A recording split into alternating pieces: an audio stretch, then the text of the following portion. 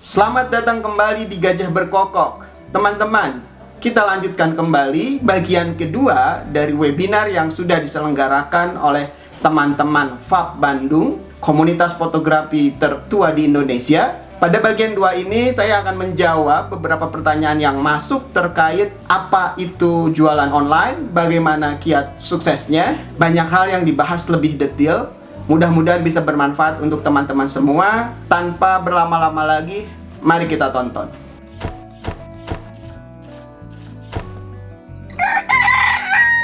Silakan buat yang ingin bertanya, silakan tanyakan aja langsung, nggak apa-apa. Selamat malam. Selamat malam, Kang. Selamat malam. Kang, ada yang ingin saya tanya. Kebetulan saya Nah, namun di sini ada beberapa hal yang ingin saya tanya dan mungkin juga tips-tipsnya daripada berjualan di Shutterstock. Yang pertama adalah tadi dikatakan masalah tentang galeri. Nah, di Shutterstock kalau tidak salah itu ada kita bisa membuat galeri-galeri bermacam-macam kategori. Nah, yang saya tanyakan, apakah cukup satu galeri saja atau kita pisah-pisah berdasarkan kategorinya? Nah, itu yang pertama. Yang kedua, ini yang menjadi kendala saya dan yang paling dapat dikatakan malas jika ingin upload, kecuali kalau grupnya sudah bagus, yaitu mengenai description. Nah, bagaimana menurut Akang ini masalah description ini supaya simple gitu loh, tidak terlalu panjang, kemudian dan apa-apa saja yang harus kita masukkan atau sampaikan dalam description gitu. Mungkin hanya itu saja dulu pertanyaan saya, mungkin akan berlanjut karena banyak yang ingin saya tanyakan. Ya, terima kasih juga untuk Akang yang sudah memberikan waktu acara ini, event ini, mudah-mudahan bermanfaat dan juga. Demikian Kang, mudah-mudahan pertanyaannya tidak terlalu ruwet ya. Terima kasih sebelumnya, hatur nuhun, wilujeng wengi.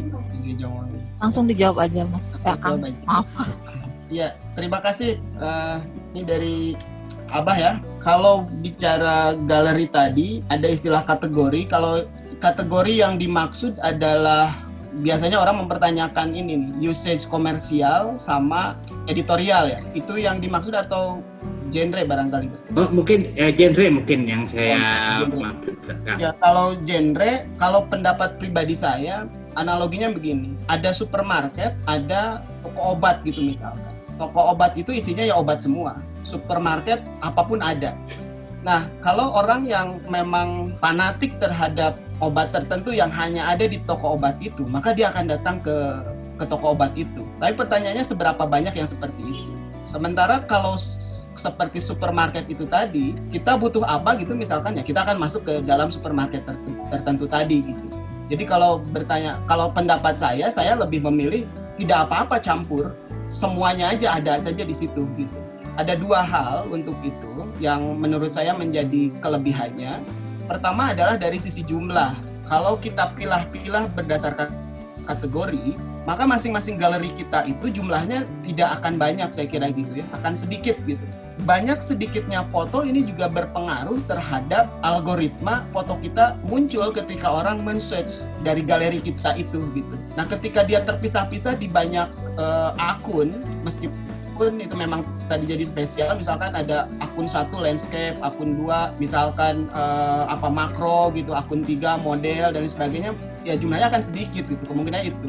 Kalau saya sih lebih memilih menjadi supermarket saja, nggak apa-apa, semua ada di situ gitu. Nah, yang kedua, karena orang mencari foto di Shutterstock itu karena keyword. Kalau orang memasukkan keyword itu ya dia tidak melihat sebetulnya apakah ini dari galeri yang spesifik atau dari galeri yang macam-macam. Maka ketika muncul fotonya bagus, dia akan beli gitu. Dari manapun galeri itu berada gitu. Jadi kalau pendapat saya sih, pengalaman saya, tidak ada masalah dengan macam-macam foto. Galeri saya sendiri juga memang sangat beragam fotonya ya, karena cuma punya 1 akun, tidak punya akun yang lain. Jadi saya motret apapun yang terlihat menarik, kelihatannya bakal laku, ya saya foto aja gitu.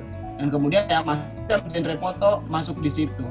Meskipun memang saya banyaknya ada di travel. Nah, foto-foto travel ini memang yang paling laku. Tapi saya punya juga foto makanan, itu juga laku gitu. Ada juga yang beli gitu ya. Foto foto binatang itu juga ada juga yang beli juga. Jadi meskipun beragam, saya kira tidak ada masalah.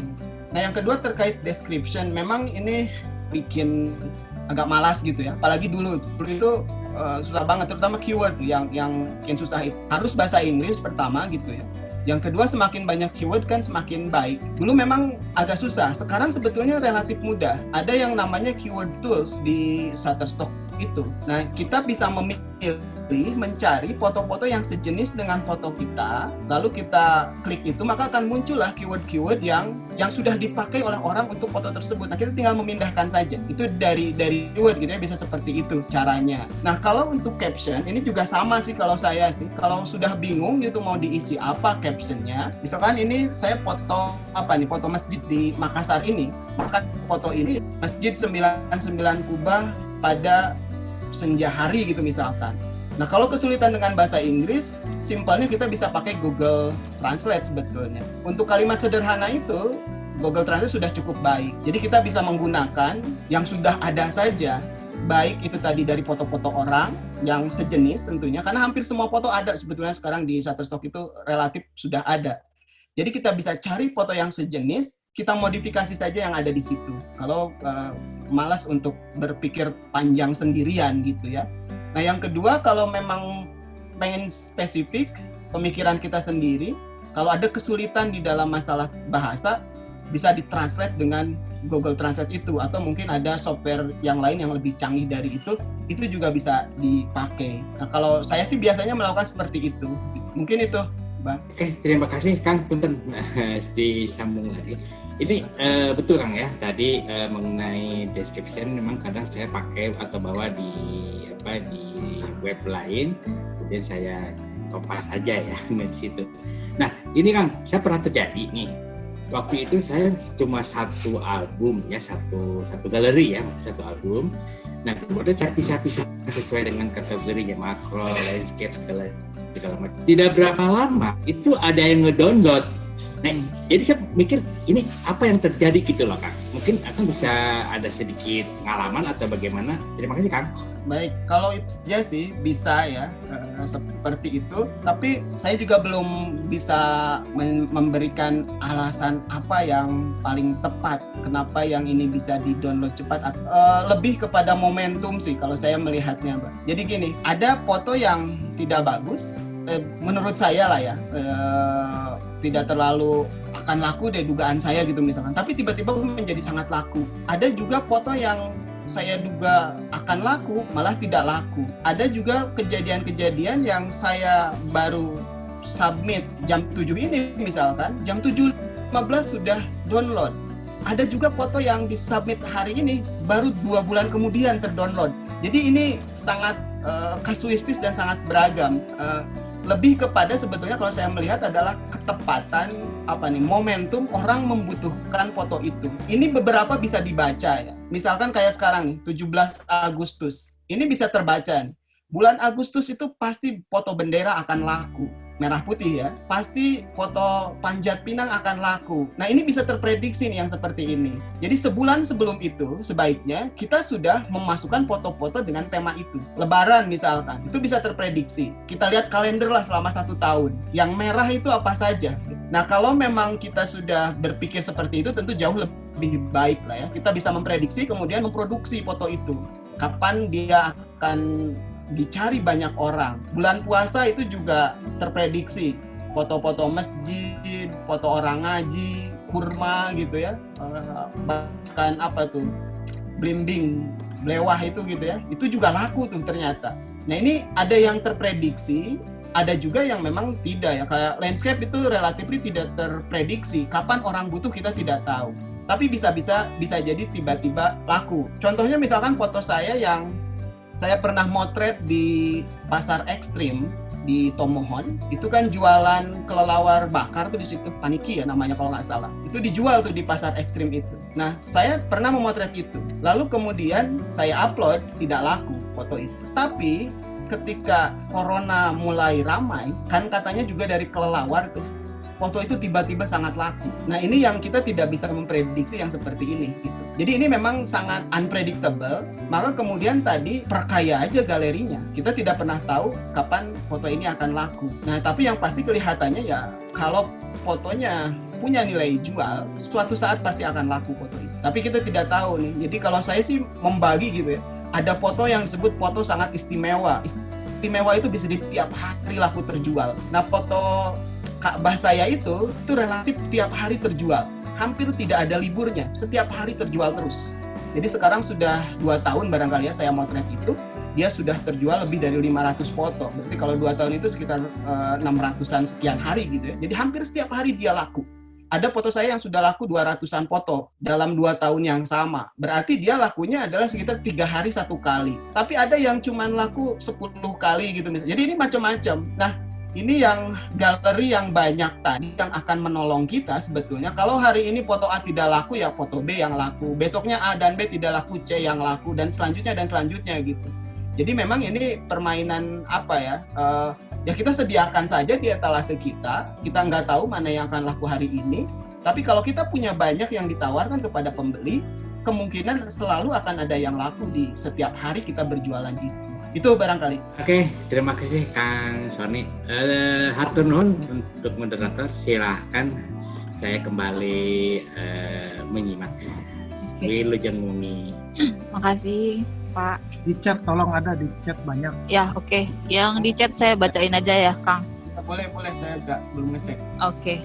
Ini dari Pak Roland pertanyaannya, Kang Sony berapa megapiksel batasan yang pas untuk upload foto? Ya, untuk megapiksel yang aturannya sebenarnya minimalnya 4 megapiksel, maksimalnya hampir tidak ada maksimalnya. Tapi saran saya upload saja yang paling besar resolusinya. Ini akan berpengaruh kepada harga jual nantinya. Kalau tiba-tiba ada orang yang butuh resolusi tinggi, ya dia bisa beli. Kalau kita sediakan dengan resolusi tinggi, maka dia akan beli yang resolusi tinggi itu, dan harganya biasanya jauh lebih mahal ketimbang yang resolusi kecil.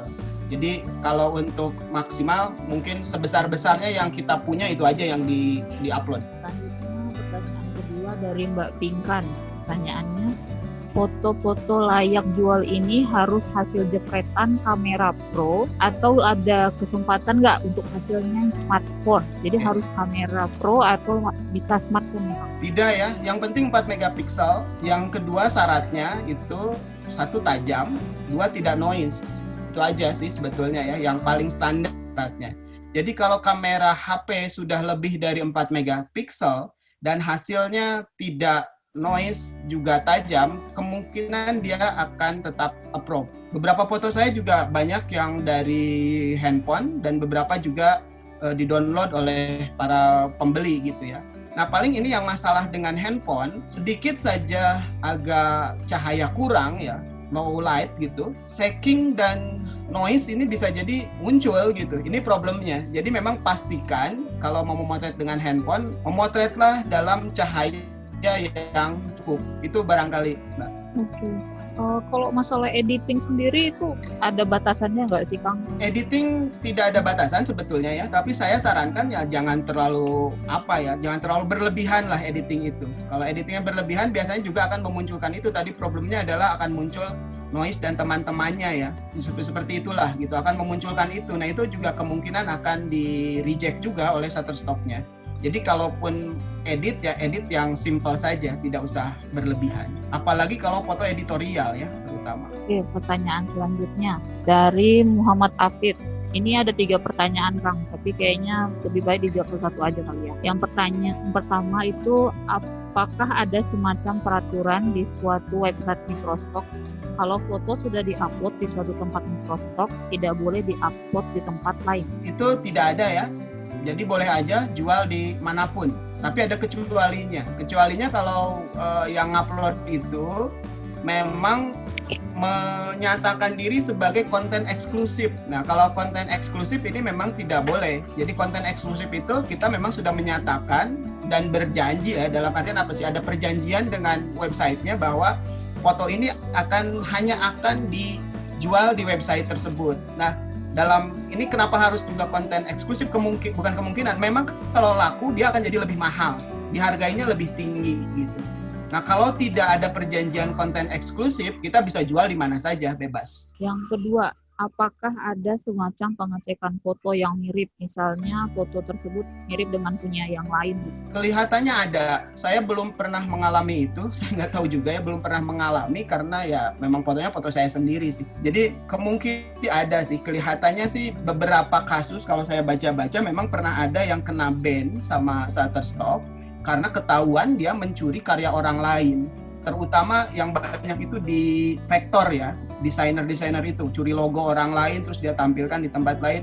Nah itu biasanya kena ban. Ada yang lolos, tapi yang ketahuan juga banyak sama Shutterstock sampai kemudian bisa di-ban juga. Dan biasanya juga fotografernya juga aktif tuh, fotografer atau desainernya aktif. Kalau ketahuan punya dia dicuri lah gitu oleh orang itu, lalu kemudian dijual, dia lapor ke Shutterstock, Shutterstock akan langsung memban si pelaku tindak yang ngambil foto orang itu tadi. Jadi kalau menurut saya sih ya janganlah seperti itu gitu, dan saya kira aman sih foto-foto kita itu. Kalau dari sisi security maksudnya gini, dari Shutterstock tuh ya, kalau untuk ke penggunanya atau kontributornya itu ada perlindungan gitu nggak? Misalnya nih kayak si Kang Sony itu ngupload foto kan, ternyata diakui orang lain dan jadi masalah gitu kan. Nah, terus si Kang Sony-nya itu ada dapat proteksi atau pembelaan dari Shutterstock-nya nggak? Karena sudah ya, kalau sebetulnya Shutterstock sendiri, saya kira juga yang lain ya, mereka cukup hati-hati untuk menerima foto tadi. Selain tadi masalah teknis, yang sangat mereka perhatikan itu adalah masalah rilis, masalah izin. Nah, foto menjadi bermasalah biasanya kalau ada tuntutan dari pihak ketiga. Ada wajah saya tiba-tiba muncul di dalam sebuah foto, dan foto itu kemudian jadi iklan. Saya marah gitu misalkan, kenapa saya nggak dikasih tahu? Harusnya kan saya dapat juga bagian gitu misalkan, karena wajah saya ada di iklan itu. Nah, biasanya jadi masalah adalah yang seperti itu. Kalau untuk kasus-kasus ini, Shutterstock ini sudah sangat-sangat protektif dengan ini. Jadi dia akan mereject semua foto yang kalau di-submit di kategori komersial, kalau ada wajah orangnya, maka dia akan mereject foto itu, karena kemungkinan bisa jadi akan bermasalah kalau orang tadi menuntut. Bukan cuma untuk masalah wajah orang ya, termasuk juga properti hotel gitu misalkan ya. Karya seni itu juga kalau yang dianggap masih sangat belum menjadi umum gitu, belum public art gitu misalkan, ya dia bisa jadi akan mereject si foto-foto tersebut ya, dengan tujuannya adalah tadi proteksi sebetulnya, menghindari adanya tuntutan dari pihak ketiga karena tidak adanya izin.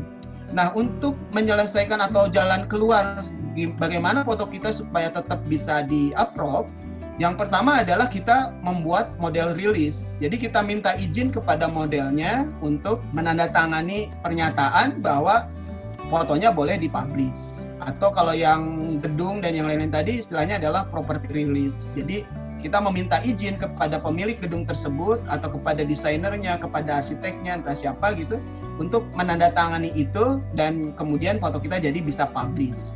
Nah, yang kedua, jalan keluarnya adalah dengan memilih editorial usage. Nah, kalau di editorial ini kita tidak butuh model rilis, tetapi foto kita tidak bisa dipakai untuk kepentingan komersial atau iklan lah gitu. Bisanya dia dipakai untuk pemberitaan atau untuk pendidikan.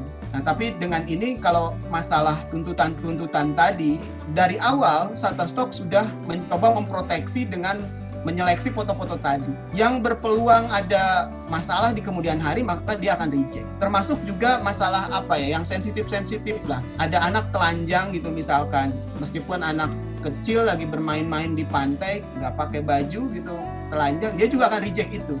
Karena ada sensitif konten di situ yang kemungkinan bisa jadi ada orang yang mempermasalahkan itu. Itu mungkin, Mbak. Oke, Kang. Yang ketiga ya, Kang. Jika bisa dilihat statistik yang beli, kebanyakan dari luar Indonesia atau dari dalam negeri? Kalau untuk kasus saya, dari Indonesia sendiri, yang banyaknya, 70% mungkin ya, banyaknya dari Indonesia. Karena foto-foto saya adalah foto-foto Indonesia. Nah, foto-foto saya dipakai di mana? Kebanyakan di media, karena kebanyakan memang tadi foto travel, foto-foto editorial di Indonesia, yang digunakan sebagai ilustrasi berita-berita di media Indonesia. Itu yang paling banyak digunakan adalah untuk itu. Jadi pembelinya banyak dari Indonesia. Meskipun juga dari luar juga cukup banyak juga sih saya kira. Tapi yang kalau di mana yang lebih banyak, masih banyak di Indonesia. Tapi memang menarik juga sih. Saya nggak tahu juga ada foto pisang goreng dibeli di Amerika gitu kan. Itu juga menarik juga sih. Dan ya banyak hal lah yang kok bisa ya foto ini dibeli oleh orang di Turin gitu misalkan, dibeli di Norwegia. Hampir semua belahan dunia kelihatannya sudah pernah ada yang download foto saya itu. Dan agak aneh juga foto-fotonya beca gitu, dibeli di mana gitu. Menarik juga sih. Tapi kalau bicara statistik, sampai saat ini masih lebih banyak di Indonesia ya. Yang kedua, saya juga punya foto-foto luar negeri. Saya punya foto dari Cina, dari Bangkok juga ya, selain dari yang Arab Saudi. Arab Saudi yang paling laku di saya itu. Tapi foto-foto di luar itu relatif tidak laku. Kurang laku lah gitu, nggak sebanyak yang dari Indonesia. Alasannya mungkin karena masalah kualitas sih kalau itu saya pikir. Karena saya ke luar negeri itu memang tidak tur untuk memotret ya. Jadi ya sama lah foto-fotonya seperti wisatawan biasa kebanyakan gitu. Jadi kalah sama orang lokal kelihatannya yang dia punya waktu banyak untuk mengeksplorasi lokasi tersebut sehingga punya foto-foto yang lebih baik dari foto saya. Itu mungkin. Kalau masalah eksplorasi kayaknya enggak sih Kang. Yang foto Akang yang Kabah banyak yang ini juga kan ya. Ya kecuali yang itu, kecuali yang Arab Saudi. Oke. Selanjutnya dari Om Christian Rafael pertanyaannya. Yang tadi Kang, untuk masalah model rilis sama properti rilis kali kayaknya ya. Itu teh gimana tuh Kang? Bisa lebih detail dikit nggak? Soalnya kan gini ya, kita tuh kan kalau misalnya liburan pasti ada landmark-landmark yang kita lihat terus kita foto, terus atau enggak mungkin kayak entah properti orang yang menurut kita menarik untuk difoto, terus kita foto, terus kita pajang di microstock gitu. Ya, oke. Nah, untuk itu properti rilis ya, lebih ke properti rilis. Properti rilis ini kalau aturan umumnya ya, gedung-gedung yang sifatnya gedung umum relatif tidak membutuhkan properti rilis. Tetapi beberapa tempat ada yang memang memproteksi gedung-gedungnya tersebut. Di website Shutterstock sendiri atau di website yang lain bisa dicari sebetulnya, ada daftar itu, daftar tempat-tempat yang mengharuskan ada properti rilisnya. Nah, kalau memang sudah masuk ke daftar itu mau tidak mau harus punya properti rilis. Tapi secara umum kayak masjid ini gitu ya, gedung umum ini tidak butuh properti rilis. Atau candi gitu, dia sudah puluhan tahun usianya nggak jelas juga, kita mau minta ke siapa desainer candi itu, minta tantangannya siapa, nggak ada juga gitu ya. Itu juga sudah tidak gitu. Jadi ada dari usia bangunan itu juga kalau sudah di atas 70 tahun biasanya sudah bebas properti rilis. Nah, yang banyak meminta properti rilis itu biasanya adalah gedung-gedung modern baru dan private kayak hotel ya. Hotel Marina Bay Singapura itu butuh properti rilis karena ada desainernya yang kelihatannya memang mungkin yang menginginkan itulah gitu sehingga terdaftar dalam list yang harus ada properti rilis itu. Nah, lebih jelasnya mungkin bisa dicari list itu. Mana saja yang terkena properti rilis, mana yang tidak. Tapi kalau saya berpikir simpelnya ya, singkatnya, kalau memang kita jalan-jalan ya tentu mencari lokasi-lokasi yang sudah sangat umum terkenal itu, secara umum kebanyakan tidak butuh properti rilis. Tapi kalaupun kemudian kita ragu, ya iseng-iseng berhadiah saja sih kalau saya. Masukin aja dulu tanpa properti rilis. Jadi ketika di reject dengan alasan properti rilis, saya masukkan lagi jadi editorial dan akhirnya juga ada di situ. Nah ini mungkin nggak tahu ada pertanyaan atau tidak. Saya coba jelaskan lagi antara tadi komersial dan editorial. Komersial dan editorial mana yang lebih laku gitu misalkan. Pengalaman saya sih kemungkinan komersial ya ada peluang laku lebih besar. Tapi jangan takut juga mensubmit foto-foto editorial karena ternyata laku juga. Nah, foto Ka'bah itu kan orangnya banyak banget tuh. Tidak mungkin dimintain properti rilis. Saya submit di editorial dan laku. Lakunya banyak, ratusan foto gitu. Jadi sebetulnya jangan takut dengan editorial. Nah, kalau tidak punya properti rilis, tidak punya model rilis, submit aja di editorial. Nah, teman-teman, demikian tadi bagian kedua dari acara webinar yang diselenggarakan oleh FAB Bandung. Pada bagian ini tadi kita sudah bahas secara lebih dalam hal-hal yang ingin diketahui terkait menjual foto secara online, dan bagaimana tips and tricksnya atau hal-hal apa yang mungkin masih agak membingungkan untuk teman-teman semua. Mudah-mudahan dari jawaban-jawaban saya tadi bisa juga menjawab pertanyaan-pertanyaan yang ada di dalam benak teman-teman semua. Bagian ketiga nanti kita akan lanjutkan. Ada beberapa pertanyaan lain yang juga muncul dari acara tersebut. Saya akan mencoba menjawabnya. Mudah-mudahan bisa memberikan pencerahan. Demikian teman-teman, tetap sehat, tetap jaga kondisi, semangat terus, sukses terus. Salam Gajah Berkokok.